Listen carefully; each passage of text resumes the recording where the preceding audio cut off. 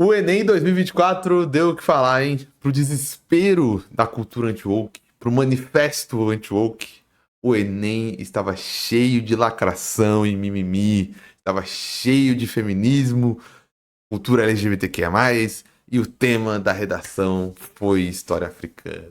E é sobre isso o vídeo de hoje. Olá, querida e amável pessoa da internet, seja bem-vinda a mais um vídeo, mais um react nesse canal. E vamos lá pro Cortes da Sarjeta, a redação do Enem e a cultura africana no Brasil.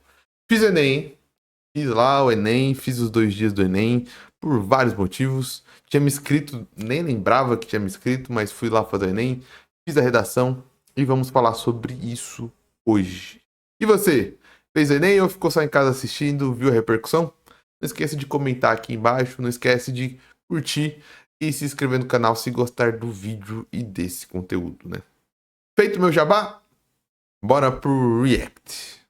Ô, Paulinho, passando só para falar que eu citei você na minha redação e usei o termo RPG da minoria, tomara que não zere... Ah, certamente, certamente você vai ser aprovado, irmão. Ah, esse termo é um termo técnico, é um termo usado, endossado pelo meu acadêmico.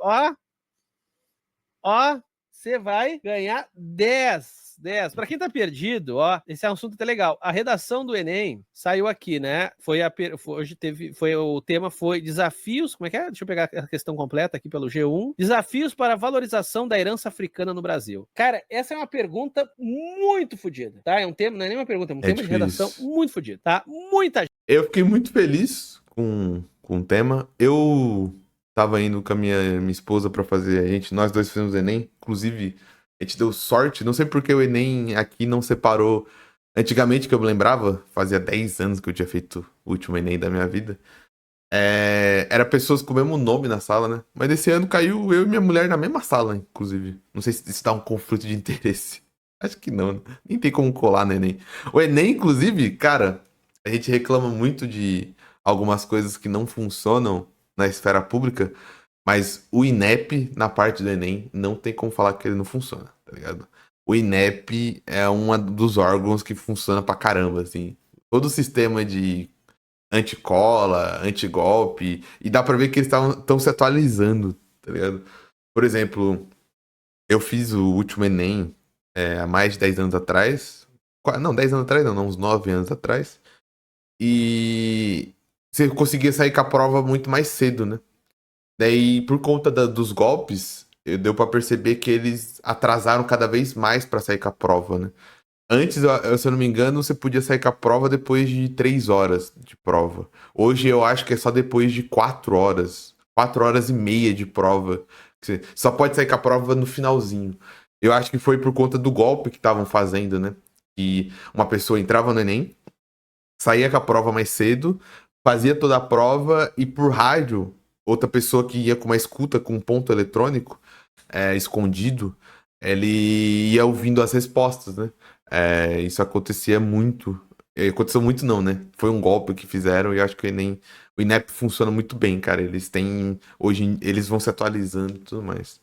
Mas sobre a redação, eu fiquei muito feliz. Eu achei que o tema ia ser sobre alguma coisa envolvendo espalhamento de fake news, na minha opinião. Eu achei que. Porque o Enem tem essa estrutura de redações sobre temas sociais pujantes, né?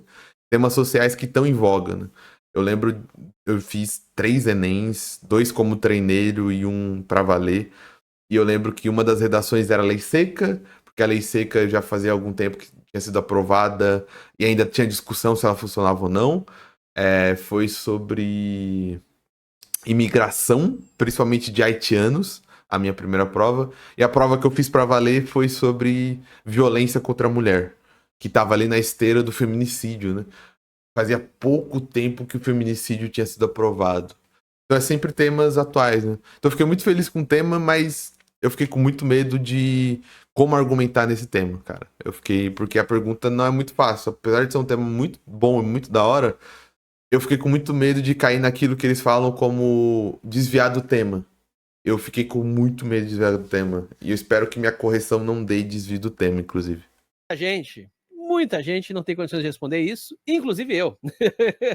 Os africanistas estão em festa, né? Os africanistas são os que mais poderiam responder isso aí. Estão acostumados a responder isso todo dia, inclusive. Mas eu e a grande maioria das pessoas têm dificuldade de responder isso, hein? Tem dificuldade. Porque, cara, eu não sei de vocês aí, inclusive os mais jovens, mas momento velho, eu sou da época, eu praticamente fiz o meu ensino médio e meu fundamental e médio ao longo dos anos 90, tipo, eu entrei na escola em 89 e terminei no ano 2000, né? Então, realmente, os anos 90 foi o meu período escolar. E eu não tive porra nenhuma de aula de história da África, de cultura africana, porra nenhuma, cara. Porra nenhuma. E aí tu percebe o racismo no Brasil, né, cara? O racismo tem várias faces, né? Então, por exemplo, eu tava acostumado a todo dia de manhã, quando eu ia pra aula, a ter que pular por cima de um despacho que faziam na esquina ali de casa. Uma oferenda que faziam ali na esquina de casa. Ou seja, eu estava convivendo com religiões de matriz africana. Tinha noite, sábado à noite, às vezes eu ia dormir e eu escutava os tambores, porque tinha um terreiro perto da minha casa. Eu não tinha preconceito nenhum, mas olha que doido, né? Tipo, eu vivenciando isso, né? Pelo menos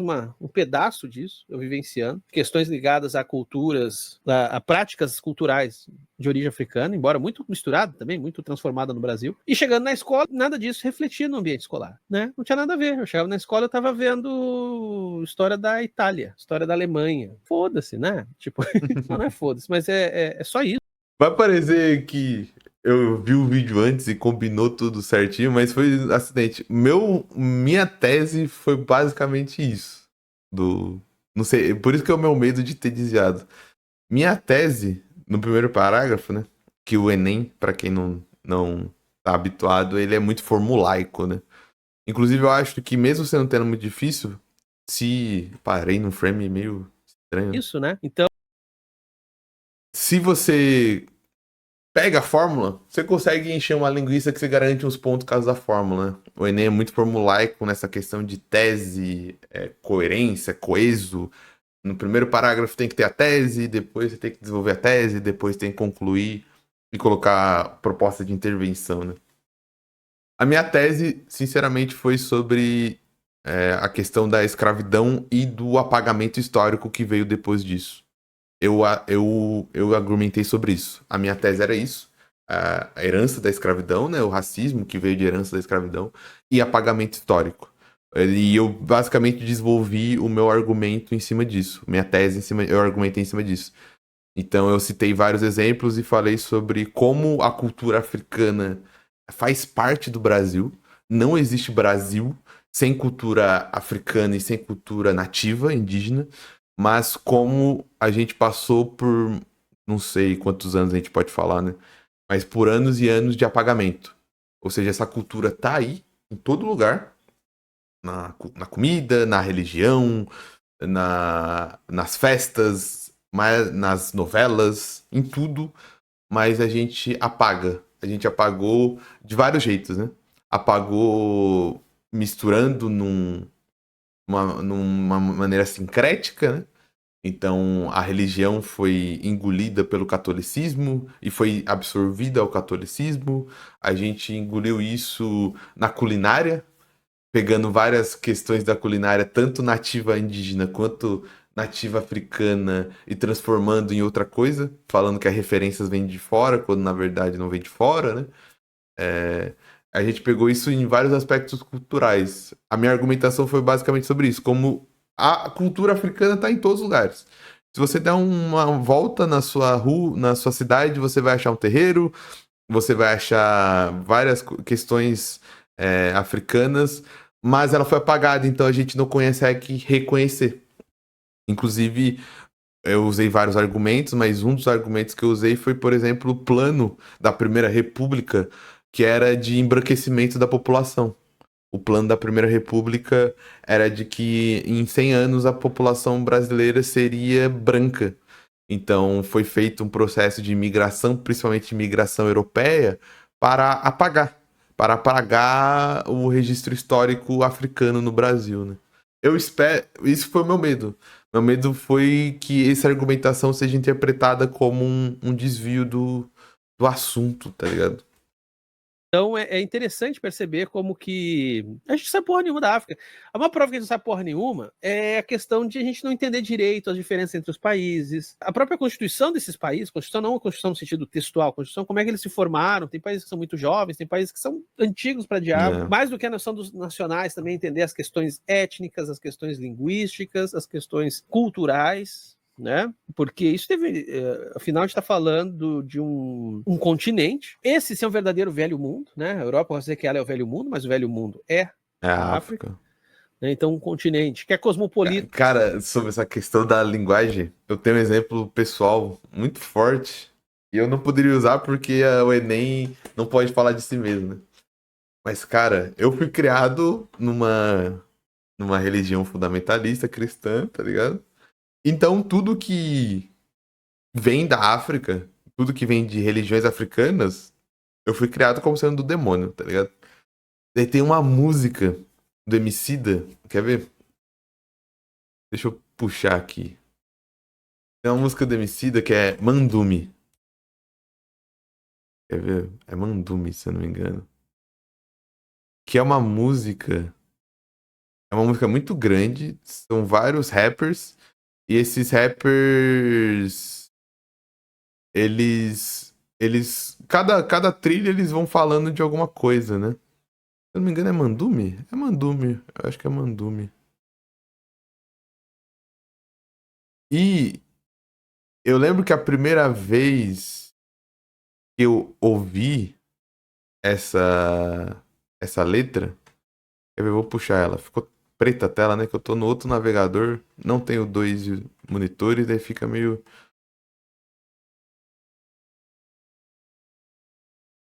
Aqui, puxei a letra. Essa letra aqui, Mandume. Tem uma parte que ele cita muitas coisas, se eu não me engano, eu posso ter esquecido, faz tempo que eu pesquisei, pra você ver como nem eu fixei esse conhecimento, né? Eu tenho que estudar muito mais. Muitas coisas no idioma Yorubá. Então eles falam. Essa parte aqui, né? Muitas questões. E da música como um todo, né? E eu lembro que quando eu via esse álbum do Emicida, lá atrás, né? Quando eu ainda tava nesse contexto religioso, eu pulava essa música, porque eu achava que todos esses nomes, todas essas coisas eram nome de coisas do diabo, tá ligado? Eu achava que cada um desse nome era uma bagulho do diabo. Eu achava que cada um desses nomes eram coisas malignas que eu tinha que pular, porque, mano, não dava pra me ouvir, porque eu era crente e, cara, não tem como ouvir essas coisas não são boas, né? Daí eu ia ouvir as outras músicas do Emicida. Eu pulava essa música porque eu tinha medo. Até que um dia, depois de tempo, já tinha saído desse contexto religioso, já tinha ido pra outra igreja, tá ligado? Já tinha entendido que não é desse jeito, que pregam, que muito dessa questão é do racismo. Já tinha feito as aulas, né? Já tinha entendido o que estava rolando. Eu fui pesquisar e eu vi que muitos desses nomes eram nomes de figuras histórias africanas. Era tipo reis, rainhas, era o nome de cidades, era o nome de capitais. E caramba, na minha cabeça era tipo tudo, mano, é bagulho do demônio, é tudo deuses de religiões de matriz africana, e é isso aí. É tudo bagulho do demônio, não posso ouvir. Daí quando eu fui pesquisar a primeira vez, eu falei, caramba, isso aqui é o nome de um rei, caramba, isso é o nome de uma cidade, caramba, isso é o nome de um idioma. E eu sem ideia nenhuma do que era tudo isso, tá ligado? Por isso que é importante, estude, rapaziada. Inclusive, música é excelente pra estudar. Sempre que você ouvir um termo que você não conhece música, se você se interessar, né? Pesquise, vá atrás, porque, mano, pode ter muita história, muito conhecimento bom dentro de uma letra de música e você não tem nem ideia, tá ligado? Há milênios, né? Isso é importante lembrar sobre a África. A África é cosmopolita há milênios, antes mesmo de existirem uma série de povos, de grandes impérios, e teve, por causa da escravidão, uma série de diferentes povos vieram pra cá, e a gente sabe porra nenhuma, tá ligado? A gente sabe porra nenhuma, pelo menos eu não sei porra nenhuma, sabe? Muito pouco eu sei, em partes também pelo ser meu campo de estudo ser história em quadrinhos, eu não tenho muito contato com quadrinhos africanos, poucos quadrinhos africanos eu já li, então isso também faz com que eu não vá muito atrás, né? Porque eu já contei isso pra vocês, né? Meu ponto de partida para entender uma cultura é muito pela produção cultural dessa mesma cultura, né? Então, e como eu trabalho muito com quadrinhos, então obviamente eu consigo Por exemplo, tem gente às vezes que acha que eu tenho alguma formação em cultura japonesa. Não tenho. Não tem. É muito por ler os mangás e daí ir atrás de livros e tal que falam de cultura japonesa e tentar entender a cultura japonesa, né? Mas, enfim, então o mangá me levou a isso, né? Agora, se não tem, assim, uma produção cultural que eu tenha acesso, porque às vezes tem até, às vezes tem uma produção cultural volumosa naquele país, mas eu não tenho acesso. Eu acabo ficando meio alienígena ali, né? Não conheço direito, né? E eu sou um completo ignorante sobre a África. Eu reconheço isso, assim, o quanto que eu sou um estúpido. Eu acho que eu já fui bem mais, eu já tenho um pouco mais de noção do que eu tinha antes, mas ainda sou ignorante. Eu teria dificuldade de responder essa questão, sinceramente, para vocês, né? Eu vou ler de novo. Desafios para a valorização da herança africana no Brasil. Eu teria dificuldades. Agora, é foda, né? Tem um outro ponto aí sobre redação do Enem que eu preciso dizer, que é uma crítica que eu tenho faz tempo. Eu vi hoje alguns especialistas, né, de cursinho, essas coisas, falando assim, uma boa resposta e aí a pessoa escreveu a tal da boa resposta pra redação, né? Cara, depois como é que vocês querem reclamar de chat GPT, irmão? Sabe, às vezes é um negócio mega mecânico, tem que estruturar o texto de um jeito... Foi o que eu falei, é formulaico. Mesmo o cara de cursinho, o cara de uma boa escola, mesmo que ele seja um playboy do caramba que nunca leu um livro sobre história africana, ele vai se dar bem na redação porque a redação do Enem é formulaica, tá ligado? E o cara que tá corrigindo, ele é um ser humano que provavelmente ele tem 1 milhão de redação pra corrigir e ele vai atrás das fórmulas. E lembrando também que tem esse ponto. O cara que tá corrigindo, pode ser que ele não tenha nenhuma noção de história africana também. Então o cara que tá corrigindo, ele vai atrás da fórmula. Não à toa, o sistema de correção de Enem é um sistema de pontuação que o corretor, ele tem que preencher basicamente uma tabela de Excel, cara. Se você for ver, de novo, vou pesquisando aqui, né? Ele tem que corrigir uma tabela de Excel com vários pontos. Se você for ver as grades da correção do Enem, é que eu não vou achar aqui certinho, né? Aqui achei uma imagem mais ou menos aqui, ó. Se você for ver correção do Enem, eu achei um link aqui do Passei Direto. Vamos ver se vai abrir. A internet me ajuda aqui. Ó. Se você for ver, ó, é basicamente essa tabela que ele vai lendo e preenchendo. Então ele tem 5 competências para ele corrigir. E ele vai ler o seu texto, se você estiver fazendo a redação do Enem. E ele vai ver se você está cumprindo essas competências. Ele vai ver. Então, imagina o cara que está corrigindo, sei lá. Não vou falar 1000, porque 1000 parece ser muito, né? Mas umas 100 redações. 200 redações. E ele tem tempo para entregar. Esse cara também não tem muito contexto africano, porque não sei se o INEP vai dar essa redação na mão de pessoas que têm esse background de história africana, né? Esse cara, a correção vai facilitar muito para o módulo, né? Então muitas pessoas que vão bem na redação, não necessariamente têm um contexto cultural correto gigantesco, né? Mas ele tem um pequeno contexto cultural que ele sabe aplicar numa fórmula da redação, né? Mega mecânico, tem que construir o argumento de um jeito mecânico, sabe? Não tem pensamento, só tem mecânica. Não. É uma mecânica da escrita, mas não tem pensamento. E olha, uma coisa, isso sim eu sei fazer muito bem, se precisar fazer, porque a área de humanas a gente está acostumado a identificar isso até para puxar a orelha de quem faz errado. A área de humanas é muito fácil tu produzir geradores de blá blá blá, né? É muito fácil. Então assim, se a preocupação é a mecânica da escrita, cara, pode falar platitudes, ficar falando só bobagem, falar lero-lero qualquer, meia dúzia de clichês e tal, e vai parecer um texto bem escrito. Aí pô, o pessoal quer reclamar das IAs. As IAs não têm vida. E a nossa escrita, que não tem vida também. Enquanto que a gente está trabalhando e construindo uma ideia... A Unicamp, dentro desse perspectiva de vestibular, e totalmente injusta e maluca, que nunca vai fazer sentido, né? É um dos poucos que tá tentando quebrar um pouquinho isso, né? Se eu não me engano, a Unicamp já deu para você escrever carta, que querendo ou não, dá um background melhor, dá para você florear mais, dá para você escrever um jeito diferente. Ela já deu verbete de dicionário, que também é mecânico, mas pelo menos, pô, você está escrevendo outra coisa. Mas seria interessante se outros vestibulares tentassem sair um pouquinho disso e dar outros gêneros literários para os jovens escrever, né? Ou te dar a perspectiva de Ó, você pode escrever nesses 3 formatos. Sei lá. Ó, eu vou te dar o tema aqui, história africana. Você pode me responder uma dissertação, um conto ou um poema. Sei lá, né?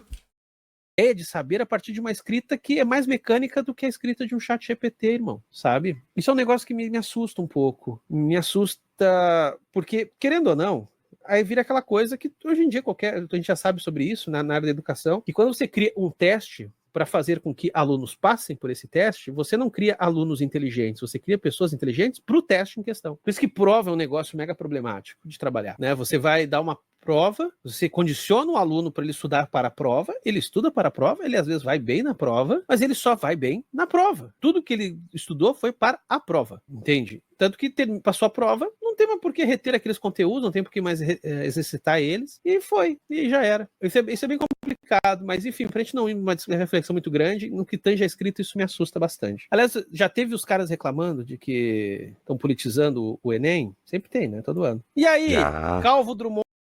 Foi. Com certeza a galera reclamou de lacração o dia. Eu não acompanhei porque eu estava no Enem, né?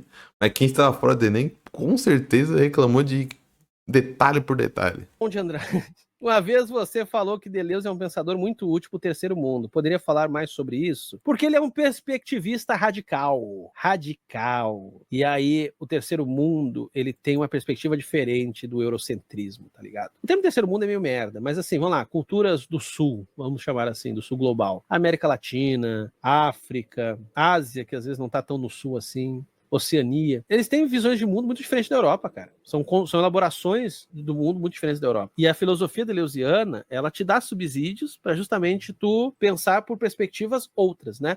Não é por acaso que o livro de um dos grandes antropólogos que a gente tem no Brasil, uma figura bastante conhecida e renomada fora do Brasil, que é o Eduardo Viveiros de Castro, não por acaso o seu livro mais famoso, que é o Metafísicas Canibais, onde ele procura explorar a filosofia dos indígenas brasileiros, né, dos indígenas americanos, ameríndios, né, ou amerindígenas, que é uma palavra feia, vamos combinar que amerindígena é correto o termo, mas é feio pra diabo. Enfim, ele vai construir toda uma elaboração sobre a filosofia dessa galera e, não por acaso, conceitos que ele vai usar para conseguir estruturar isso tudo são conceitos da filosofia deleuziana. Né? Na verdade, não sei nem são os conceitos, é a metodologia deleuziana para poder pensar os conceitos interiores, imanentes, não interiores, mas imanentes dos ameríndios. É muito bom, tá? Metafísicas Canibais é um dos livros de filosofia mais foda que eu já li na minha vida. Acho que ele tá aqui pertinho, deixa eu ver se eu consigo. É que eu uso muito esse livro, então justamente por eu usar muito... tá aqui, achei. Ele tá sempre por cima aqui, mas por cima se perde, justamente por estar sempre usado.